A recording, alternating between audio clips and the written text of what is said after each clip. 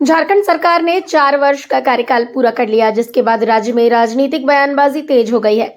भाजपा के रांची विधायक सीपी सिंह ने सरकार पर निशाना साधते हुए कहा कि 4 साल में एक परीक्षा नहीं करा सकी सरकार। जो परीक्षा हुई उसमें भी गड़बड़ी हुई और कुछ नौकरियां मिली जो रघुवर दास की सरकार ने दिया। ओबीसी आरक्षण का क्या हुआ, पूछ रहा झारखंड का ये पिछड़ा आदिवासी दलित के साथ धोखा किया है। अपराधी बेलगाम हो गए हैं। पलामू में अधिकारियों के कर्मचारी युवती के साथ दुष्कर्म किए। बजट की राशि जो तय होती है वो भी सरकार खर्च नहीं कर पाती, सिर्फ जनता को ठगा जा रहा है। नियोजन नीति जो लाए उसे 2021 में उच्च न्यायालय ने रद्द कर दिया। 1932 का जुमला ये फेंकते रहते हैं, ऊपर से नीचे तक भ्रष्टाचार भरा है। पेंशन 60 से घटाकर 25 साल किया गया, लेकिन पिछड़ों को क्यों छोड़ा गया, ये एक बड़ा सवाल है। सुनिए रांची से विधायक सीपी सिंह ने क्या कहा। कि जब 2014 के पहले 14 महीने के लिए हेमंत सोरेन जी की सरकार थी, उस समय इन्होंने कहा कि मैं स्थानीय नीति और नियोजन नीति लाऊंगा। उस 14 महीना में तो नहीं लाया, ये 4 साल में भी नहीं लाए, और एक लाए भी तो 2021 में माननीय उच्च न्यायालय ने उसको रद्द कर दिया। उन निहालों का क्या गलती था, उन बेरोजगार युवक युवतियों का क्या गलती था जो आप पर विश्वास करके और उन्होंने परीक्षा दिया। जिनको नौकरी मिली उनकी भी नौकरी चली गई। 1932 का खतियान का जुमला भी फेंकते रहते हैं। विधानसभा के अंदर आपने लाया, पूरे विधानसभा के माननीय सभी सदस्यों ने उसका ध्वनि मत से समर्थन किया, लेकिन कुछ अपनी आशंकाएं और आपत्तियां भी उसके अंदर दर्ज कराने का काम किया। लेकिन बहुमत के नशे में चूर होकर उसको पास कराते हैं, और जब त्रुटि होती है तो महामहिम राज्यपाल के यहाँ वापस लौट जाती है। फिर महामहिम राज्यपाल के ऊपर ये उंगली उठाते हैं। तो इस प्रकार से देखा जाए तो प्रत्येक क्षेत्र में यह सरकार पिछड़ी हुई है। भ्रष्टाचार का तो बोलबाला इतना है कि कोई भी व्यक्ति एक सामान्य सा कार्य के लिए भी उन्हें बिना पैसे का कोई काम नहीं हो रहा है। और इस स्थिति में ऊपर से लेकर नीचे तक भ्रष्टाचार ही भ्रष्टाचार है। कहा गया है corruption started from top not to bottom. तो ऊपर वाला ही करप्ट होगा तो नीचे वाला को क्या करना। और यही कारण है कि दो IAS अफसर महीनों से, एक तो 1 साल से ज़्यादा हो गया जेल में है, चाहे वो पूजा सिंघल हो चाहे छवि रंजन हो। याद कीजिए, मैंने विधानसभा के अंदर इस बात को रखा था। उस समय सरकार के कानों पर जू नहीं रह गई थी, लेकिन ईडी जब आया उन्हें जाना पड़ा। अब माननीय मुख्यमंत्री जी को साथ समन मिल चुका है, और अब तो ईडी कह रहा है कि भाई आप ही बताइए ना कहाँ हम आए, आपसे वहीं मिल करके देखिए क्या होता है। माननीय सर्वोच्च न्यायालय गए, वहाँ से इनको वापस आना पड़ा। हाईकोर्ट ने भी राहत नहीं दिया।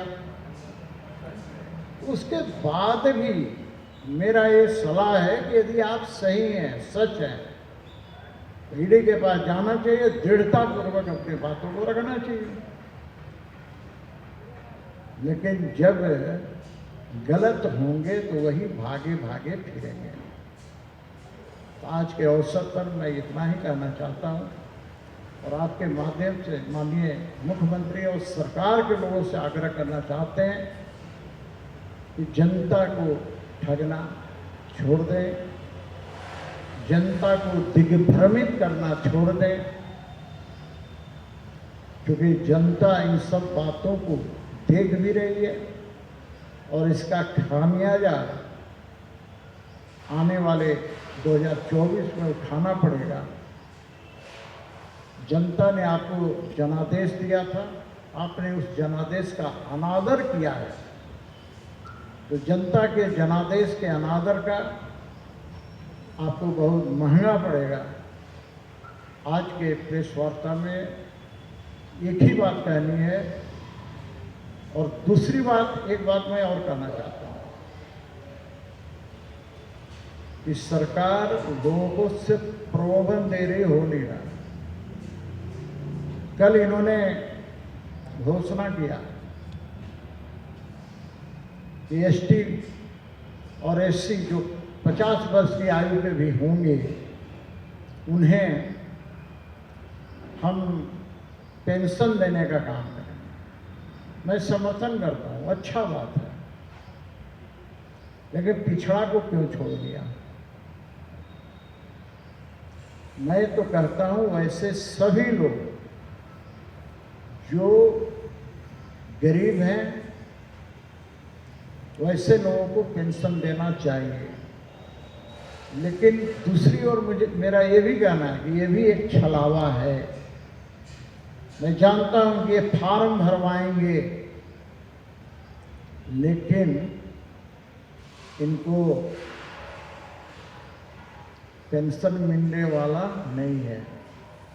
इन्होंने कहा, चिल्ला कर कहा इन्होंने कि हम आपको 3 कमरा का घर देंगे। फार्म भरा रहा है, कब मिलेगा घर इनको?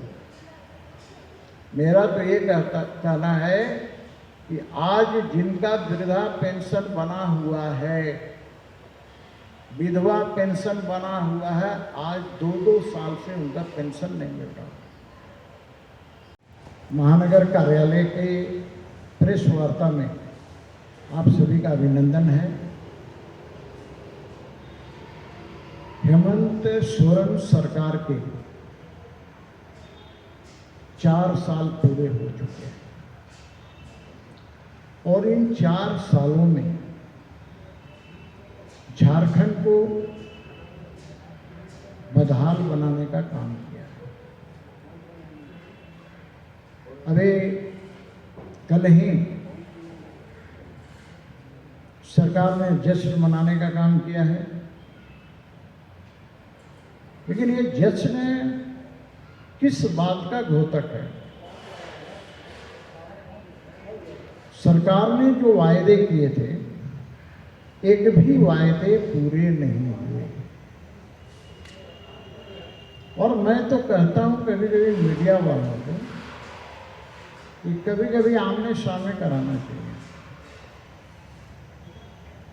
ताकि वो जवाब दे सके और हम सवाल कर सकें। उन्होंने वायदा किया था कि प्रत्येक घर के बेरोजगार को बेरोजगारी भत्ता देंगे, जो ग्रेजुएट होगा 5,000 देंगे, जो पोस्ट ग्रेजुएट होगा 7,000 देंगे। अभी दिन है, दिन में कोई ढूंढ के ले आए एक व्यक्ति भी जिसको बेरोजगारी भत्ता मिला। कुछ दिन पहले मैं ऐसे ही मोबाइल देख रहा था तो देखा कि उसमें माननीय मुख्यमंत्री जी कहीं भाषण दे रहे थे, कह रहे थे कि हम खोज के लोगों को नौकरी दे रहे हैं।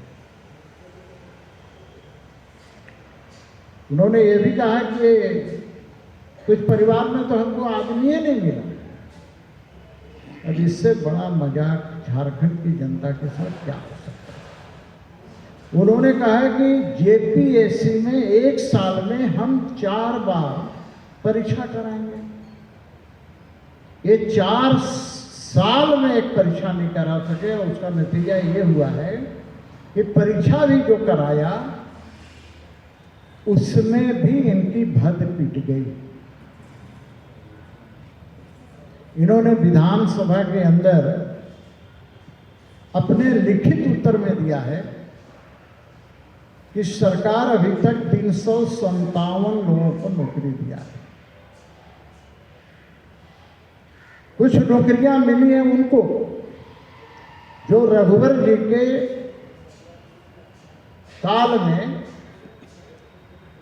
जिनका एग्जाम हुआ था, मेरे पास आए, मैंने जब पता किया तो पता चला है उन्हें यह सर्टिफिकेट देना है कि मैं जीवित हूँ, तो ये काम तो 2 साल पहले होना चाहिए था। 2 साल उन्हें जो राशि नहीं मिली उसके लिए कौन जिम्मेवार होगा? ये कहते हैं कि सरकार आपके द्वार, तो सरकार आपके द्वार में तो सरकार के अधिकारियों को जब पता है कि अमुक व्यक्ति का मुझे जीवित सर्टिफिकेट लेना है, तो सरकार आपके द्वार के तहत घर पर जाना चाहिए और उन्हें सशरीर देखना चाहिए कि ये जीवित हैं या मृत हैं। लेकिन ये सिर्फ खोखले नारेबाजी है, इसके अलावा कुछ नहीं है। मुझे पूर्ण विश्वास है इनके कारनामे जो ये कर रहे हैं, घोटाले जो कर रहे हैं, इसका खामियाजा। और वैसे भी बालू का जब बात आता है तो ये सरकार पता नहीं बालू के लिए, मुझे लगता था कि रांची में ये हाल, मैं जहाँ जहाँ जाता हूँ बालू का वहाँ भी प्रॉब्लम है। अभी तो एक बड़ा दिलचस्प जानकारी मुझे मिला कि इन्होंने रांची में 27 स्थानों पर टेंडर निकाला और बाद में उसको रद्द कर दिया। ये भी बहुत बड़ा खेला है। और पिछले 14 महीना में तो जानते हैं कि बम्बई की कंपनी इस बालू का खेल में शामिल थे। खनिज पदार्थ की लूट, चले जाइए आप, चाहे वो जब धनबाद हो, हजारीबाग हो, रामगढ़ हो, जहाँ जहाँ CCL, BCCL आज एकदम खुलेआम कोयले अवैध रूप से जा रही है और सरकार के संरक्षण में, छत्र छाया में जा रही है और सरकार का हित इसी में आर्थिक रूप से जुड़ा हुआ है। इन सबों का खामियाजा इन्हें 2024 के चुनाव में मिलेगा। पाप का घड़ा भरेगा और फटेगा। धन्यवाद।